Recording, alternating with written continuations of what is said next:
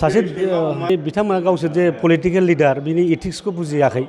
डेम'क्रेसिया मा बुस्थु बेखौ मोजाङै बुजिना लानो हायाखै सासे सिपनि खुगानिफ्राय दिनै बिपिएफखौ माने ससमा गोसोम गानग्रा होननानै बुङो मालाबा माने राकेश ब्रह्ममोननि खुगानिफ्राय ओंखारो माने सोरबा ब्लु फिल्मनि एक्टर एडाल्ट फिल्मनि एक्टर जाथिखौ दैदेनग्रा माहारिखौ दैदेनग्रा नेताफोरनि खुगानिफ्राय ओंखारनो समाया बे रावा आदुवाफोर रायलायग्रा मोसौ लावखारफोर रायलायग्रा राव मालाबा सियाल गोथां होननाय माबा होननाय बे रावा जोंनि साफा साफा नेताफोरनिफ्राय ओंखारनो समाया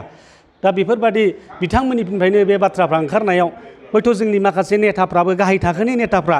दिनै बिथांमोनखौ सोंखारिफोरनो बे एखे बाथ्राखौनो बुंफिननांगौ जायो। बे रायजो खुंनायाव दिनै बर' माहारि हिसाबै गोबांथार लस जादों सिमा दानखौ जानो नागिरनायनिफ्राय आराम्भ खालामनानै साख्रि बाख्रिनिफ्राय दिनै माने जागायनानै गोबां डेभेलपमेन्ट खामानि दिनै थाबथानानै दंजोबो दा बिनिखायनो दिनै रायजो राजाफ्रा इउपिपिएल सरकारखौ लुबैयाखै सोलायजानायखौ लुबैगासिनो दङ जायनि थाखाय दिनै लाइमोन सेंग्राफ्रा दिनै बे बिपिएफखौ मोजां मोनबोगासिनो दं इउपिपिएलखौ जोगारनायनि जे हाबाफारि जों बेखौ नुगासिनो दङ। नोंथांमोनहा दिनैहाय जों केम्पेइन खालामगासिनो दङ बाइ इलेक्सन डिक्लेयार जानायनि सिगांनो जोङो केम्पेइन खालामबाय थादों आरो बेवहाय नुबाय थादों जोंनि मोनसेबो प्राइमारि कमिटिया लोरबां जानानै गैया आरो गामि गामि हाबनानै दा नुबाय जोङो मोनफ्रोमबो गामियावनो दिनै बिपिएफ बे माने आवाजआ दिनै सिखारगासिनो दङ मानोना थांनाय बिटिसि इलेक्सनाव दिनैहाय प्रमद बर' बिथाङा परिबर्तननि नामाव परिबर्तननि राजनिति खालामनानै जोंखौ थगायबाय बर' रायजो राजाखौ स्पेसियेलि थगायदों आरो दिनै बिथाङा 10 मास रायजो खुंबाय बे रायजो खुंनायाव दिनै बर' माहारि हिसाबै गोबांथार लस जादों सिमा दानखौ जानो नागिरनायनिफ्राय आराम्भ खालामनानै साख्रि बाख्रिनिफ्राय दिनै माने जागायनानै गोबां डेभेलपमेन्ट खामानि दिनै थाबथानानै दंजोबो दा बिनिखायनो दिनै रायजो राजाफ्रा इउपिपिएल सरकारखौ लुबैयाखै सोलायजानायखौ लुबैगासिनो दङ आरो बे सोलायनायनि खामानिखौ दिनै जों मावगोन आरो इतिमध्य जोंहा सिङाव माखासे आन्डारस्टेन्डिंबो दङ हयथ' बिटिसि इलेक्सन जानायनि सिगां बा एमपि इलेक्सन जानायनि सिगां हयथ' नैबे 1.5 बोसोरनि गेजेरावनो हयथ' बे बिटिसिनि सरकारा सोलायनायनि मोनसे आसा दङ रायजो राजाफ्रा बयबो हांख्रायदों हाग्रामायानो साबसिन हाग्रानि दा माने बेटार देन प्रमद बर' बे आवाजआ दिनै न'खर न'खर सोलिबाय थादों लामा दखान जेरावबो माने हाग्रामाखौ नांफिनगौ बे बाथ्राया सोलिगासिनो दं। सासे बिथांमोना गावसोर जे पलिटिकेल लिडार बिनि इथिक्सखौ बुजियाखै डेम'क्रेसिया मा बुस्थु बेखौ मोजाङै बुजिना लानो हायाखै सिगाङावनो गावखौ बिजिरग्रोना लानांगौ बिथांमोनहा बबे सोदोबखौ बाहायब्ला मा जायो सासे सिपनि खुगानिफ्राय दिनै बिपिएफखौ माने ससमा गोसोम गानग्रा होननानै बुङो मालाबा माने राकेश ब्रह्ममोननि खुगानिफ्राय ओंखारो माने सोरबा ब्लु फिल्मनि एक्टर एडाल्ट फिल्मनि एक्टर बिदि होननाय बाथ्राफोर मालाबा फासि होनो नागिरनाय हाग्रामा महिलारिखौ सासे इएमनिफ्राय ओंखारो दा बेफोर सासे नेतानि गोरों नेतानि जाथिखौ दैदेनग्रा माहारिखौ दैदेनग्रा नेताफोरनि खुगानिफ्राय ओंखारनो समाया बे रावा आदुवाफोर रायलायग्रा मोसौ लावखारफोर रायलायग्रा राव मालाबा सियाल गोथां होननाय माबा होननाय बे रावा जोंनि साफा साफा नेताफोरनिफ्राय ओंखारनो समाया दा बेफोरबादि बिथांमोननिफ्रायनो बे बाथ्राफ्रा ओंखारनायाव हयथ' जोंनि माखासे नेताफ्राबो गाहाय थाखोनि नेताफ्रा दिनै बिथांमोनखौ सोंखारिफोरनो बे एखे बाथ्राखौनो बुंफिननांगौ जायो जायाव माने समाजाव दिनै माने जायखौ माने जों फोथायो जाथिखौ दैदेनगोन समाजखौ दैदेनगोन बिनि सायाव जोंनि सेंग्रा सिख्लाफ्रा फोथायनाया दिनै खम जालांनो नागिरदों नाथाय हाग्रामा महिलारि जेबादि बाथ्रा बान बुङोमोन फंसे फंनै बाथ्राजोंनो बिथाङा माने गावनि जे जायनि थाखाय दिनै लाइमोन सेंग्राफ्रा दिनै बे बिपिएफखौ मोजां मोनबोगासिनो दं इउपिपिएलखौ जोगारनायनि जे हाबाफारि जों बेखौ नुगासिनो दङ बे जथेस्थ' लाबोगोन ओंखायनो जों बुंबाय थादों गावबागाव लिडारनि इथिक्सखौ बुजिनांगौ गावबागाव डिसिप्लिनखौ लाखिनांगौ डेम'क्रेसिनि जे सेलियेन्ट फिचार्सफोर बेखौ जों बुजिनानै सोलिनांगौ होनब्लानो गाव गावखौनो सोदांनानै लानो हायो दिनै बे नेताया जुदि गावनि खुगायाव बिदि गाज्रि सोदोब होनोब्ला दिनै बे कलेजावबो फरायनायाव गथ'फ्रा बिदि गावजों गाव रायलायलायबाय थायोबा बे समाजा निस्सय गाज्रि जालांगोन होमबा जों सोर गथ'खौ रायनानै बेखौ ड्राग्स सोबनायनिफ्राय जों उदां खालामनो बेखौ जों गाज्रि मुवा बेसादनिफ्राय बोरै उदां खालामनो हानो सासे लिडारानो बेफोरबादि भाषाखौ जुदि बुङोबा दा ओंखायनो आं खावलायदों बिथांमोना बे गाज्रि जे स्लिं लेंगुवेजफोर बे बाहायनायनिफ्राय गोजानाव थानांगौ डिप्ल'मेटिक बाहाय बाथ्राफोरखौ बुं जाहाथे समाजा बयखौबो आजावनानै लायो लिडार हिसाबै जाहाथे जोंबो गनायजायो आरो इउपिपिएल लिडारबाबो गनायजायो बेबादि खामानिखौ बिथांमोनाबो मावनांगोन दिनै बिथांमोननि खामानि मावनायनिफ्राय दिनै प्रमान जागासिनो दंखायो जों बुंनाङा 10 मासाव मा मावनो हादों हायाखै बेखौ रायजो राजाफ्रा गावसोरनि हिसाब खालामना बुंगासिनो दङ जायनि जाहोनाव दिनै बे UPPLआ गावसोर गोजा देरहानायनि खुनु बेहाय माबा अंकआनो गैला जायनि थाखाय चिफ मिनिस्टारा हर थाफैनानै केम्पेइन खालामनांदों फाइनान्स मिनिस्टार फैनांदों दिनै सर्बानन्द सन'वालाबो फैगोन होननाय खोनादों होमबा सेन्ट्रेलनि लिडार स्टेटनि लिडार CMनियानो जुदि बेवहाय गामि गामि थांनानै मिटिं खालामहैनांनाय अबस्था जादोंब्ला होमबा बेवहाय नोंथांमोना सिन्था खालामदो जे दिनैनि थारिखआव UPPLनि जे पजिसन मा रोखोमाव दंहैयो नोंथांमोना हिसाब खालामनानै नायनो हागोन देरहानाया दिनै BPF दोलोआ दिनै खाथां जानानै फैदों आरो थाब कन्टेस्टआ जोङो कंग्रेसजोंसो जागासिनो दं बेवहाय UPPLजों जों कन्टेस्टखौ लायाखै बे कंग्रेसजोंसो कन्टेस्ट जादों आरो कंग्रेसआ हयथ' 2 नाम्बाराव थाहैगोन UPPLआ 3 नाम्बाराव हयथ' 4 नाम्बारावबो थाहैनो हानाय बे दिनै जों नुगासिनो दङ दिनैनि सावगारियाव दा होमबा जोंनि लाइमोनफोरखौ हाखराव खोख्लैनो नागिरदों ना सोराङाव लाबोनो नागिरदों बेफोरनो दिनै प्रमान खालामो आरो मालाय दा ओंखायनो आं बर' लाइमोनफोरखौ खावलायगोन सेंग्रा सिख्लाफोरखौ खावलायगोन जायफोर कलेजाव फरायग्रा इउनिभारसिटियाव फरायग्रा जायफोर फरायनाया जोब्बाय दिनै बिजनेस मावदों लादों बा राजनितिक हान्जायाव दिनै हाबनानै दं आरो जायफ्रा हाबाखै आं BPFआव हाबनो खावलायदों बिथांमोनखौ आरो दिनैहाय जोङो ज' जानानै जोङो हाग्रामा महिलानि आखाइखौ मजबुत खालामफिननांगोन गसाइगाव आरो तामुलपुरखौ जों देरहाहोथारनांगोन बर' जाथिखौ जों रैखाथि होनांगोन जोंबो एबसुआव थानायमोन एबसुआव खामानि मावदोंमोन दा बे माखासे RSS लाइनजों माने बे जेरै बड'लेण्ड इस्युनि बे बड'लेण्ड इस्युनि ट्रिपार्टाइट टक खालामनो माखासे RSSनि एजेन्टफोर फाथायबाय थादोंमोन दा बेवहाय बे जे RSSनि जे सासे मेम्बारशिपमोन बेखौ जों बारा मोजां मिथियामोन खिन्थु बे जोंनि बड'लेण्ड टेंगोलखौ माने मोनसे सलुसनाव लाबोनो थाखाय RSSनि मानसिफोरखौ गोबां चेनेल खालामबाय थादों जों बेखौ मिथिगौ दा निस्सय दा दिनै प्रमान जाबाय बिथाङा RSSनिनो सासे सोद्रोमामार दिनै RSSनिनो दहाय लानानै दिनै बिथाङा गोबां बडिगार्ड लानानै आन्दलनखौ खालामबाय थादोंमोन जायनि थाखाय गभर्नमेन्टआ बे दुलाराय बर' फरायसा आफादनि जे आन्दलनखौ गुरुत्व होआखै नाथाय बे NDBफोरनि जे सलुसन खालामनांगौ सान्थि सुक्ति जायखौ बुंदों असान्थिया सोर खालामो हाथियार लाग्राफ्रा खालामो NDBआ खालामबाय थादोंमोन असान्थिखौ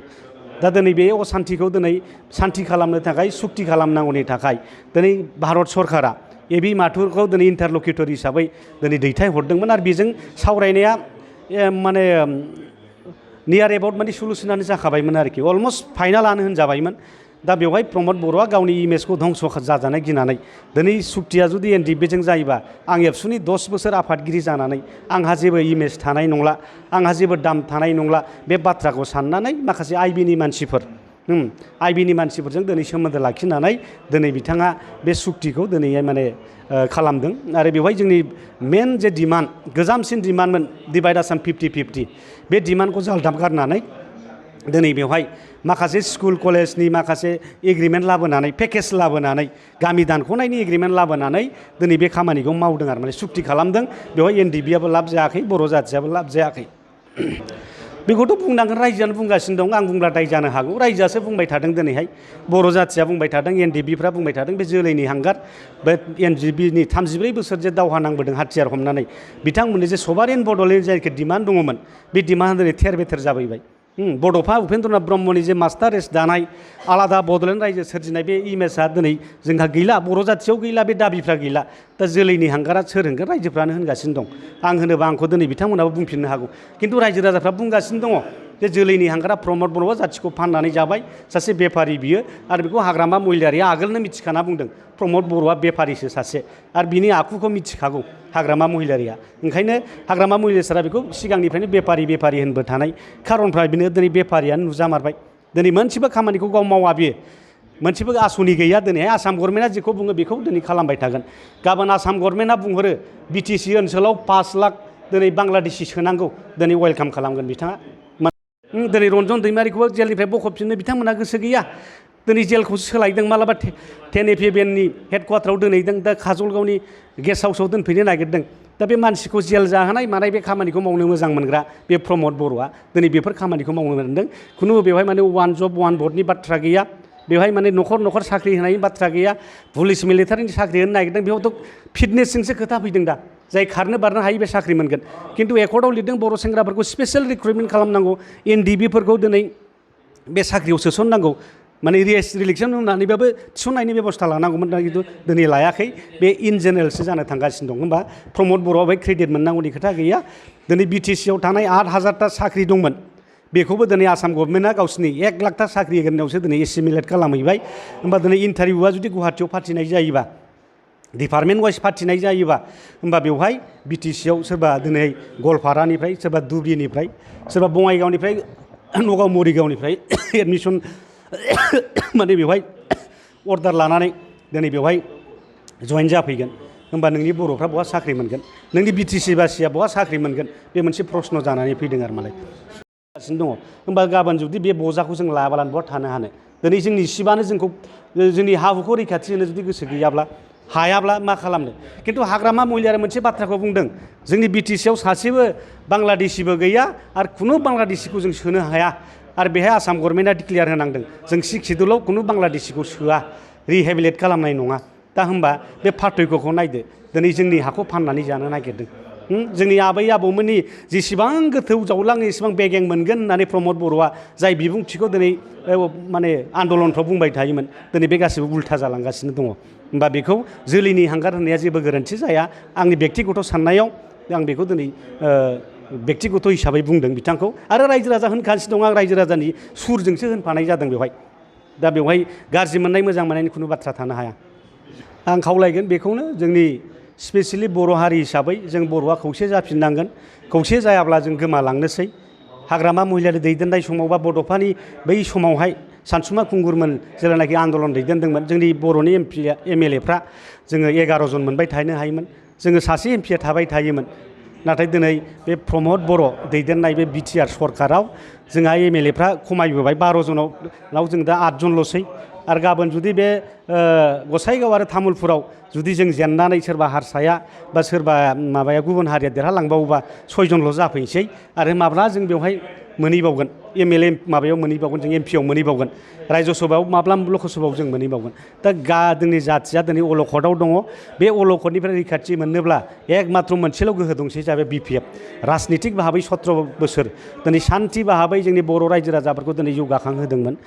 साख्रि बाख्रिबो मोनहोदों हादोंमोन दा बे खामानिखौ मावबोबाय थादों आरो जेब्लानाखि हाग्रामा महिलारिया 17 बोसोर रायजो खुङो गोबां न'खर साख्रि मोनदों दिनै बड'लेण्ड इउनिभारसिटि जादों दिनै CIT जादों दिनैहाय मेडिकेल कलेज बानायगासिनो दं बिबि इन्जिनियारिं कलेज जादों साइन्स स्टेडियाम जादों मिलिटारि स्कुल जादों स्पर्ट्स कलेज दिनै बिजनियाव गायसनखाबायमोन माबायाव चिरां काजलगावआव दा बे खामानिफ्रा माने डेभेलपमेन्टनि खामानिफ्रा जागासिनो दंखायोमोन दिनैथ' जों 8 मासाव नुवाखै दा ओंखायनो जोंनि जाथिखौ रैखाथि होनोब्ला दिनै हाग्रामा महिलारिनि आखाइखौ मजबुत खालामफिननांगोन जोंनि बे ध्रुब कुमार ब्रह्म नार्जारि बिथांखौ जों गोबां भटआव देरहाहोनानै दिनै जों बर' जाथिनि अस्तित्वखौ रैखा खालामफिननांगोन जोंनि हा हुखौ जों रैखा खालामनांगोन जोंनि बिदा फंबायफोरनि भबिसतखौ जों थिग खालामफिननांगोन दिनै बिथांमोना जेबो आसनि लायाखै हाग्रामा महिलारिनि दिनाव दिनै APSC UPSC कचिं लानो 30 जननो 3 लाख थाखा बोसोरै हरोमोन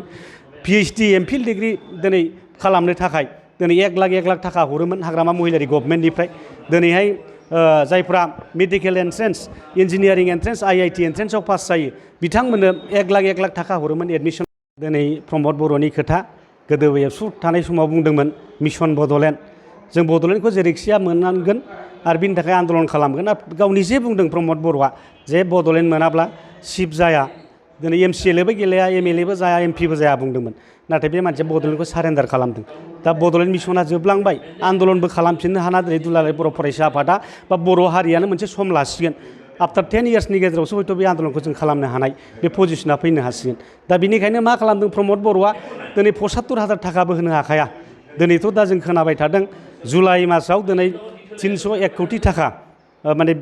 आसाम गभर्नमेन्टआ बिटिसिआव हरनानै दङ बेखिनि फैसाखौबो दाबो बाहायनो हायाखै आरो दिनै बिथांमोना बड'लेण्ड मिसनखौ गारनानै अमा मिसन खालामदों दा बे अमा मिसननि गेजेरजों मा खालामगोन न'खर अमा फिसा माफा बायना होनो हागौ बा सेल्फ हेल्प ग्रुप मोनसेयाव अमा माफा बा अमा 10ता होनो हागौ दा बे अमा माफाखौ लानानै जों बड'लेण्ड मोनबाय होननानै जोंनि आइजोफ्रा खुसि जानांगौ बेखौसो दिनै बिथांमोना बुरखायनो नागिरदों जे बड'फानि सिमां बड'लेण्ड रायजो दानांगौ बर' हारिखौ गेरेमसा खालामनांगौ जे बाथ्राफोर बुंदोंमोन बे दिनै गोमालांबाय दिनै बर'आ जे मोनसे मास्टार रेस जानो थाङाखिसै बड'आ जे क्रिमिनेल रेससो जानो थांगासिनो दं बे अलरेडि प्रुफ जाबाय मानो होनोबा बे माखासे फलानफोर जाय माने मै गावनानै जाग्रा अमा गावनानै जाग्रा बे फलानफोरखौ